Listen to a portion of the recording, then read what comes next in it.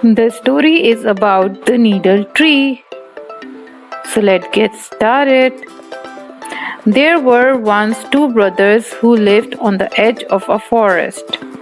The elder brother was very mean to his younger brother and ate up all the food and took all his good clothes. One day, the elder brother went into the forest to find some firewood to sell in the market. As he went around chopping the branches of a tree after tree, he came upon a magical tree. The tree said to him, "Oh, kind sir, please do not cut my branches. If you spare me, I will give you my golden apples." The elder brother agreed but was disappointed with the number of apples the tree gave him. Greed overcame him.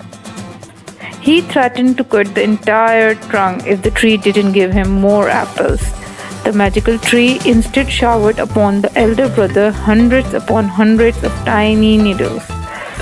The elder brother lay on the ground, crying in pain as the sun began to lower down the horizon. The younger brother grew worried and went in search of his elder brother. He found him with hundreds of needles on his skin. He rushed to his brother and removed each needle with painstaking love.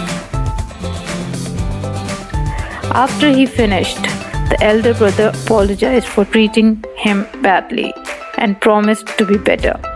The tree saw the change in the elder brother's heart. Then the tree gave them all the golden apples they could ever need. The moral of the story is it is important to be kind and gracious as it will always be rewarded. Until next story, take care and bye bye.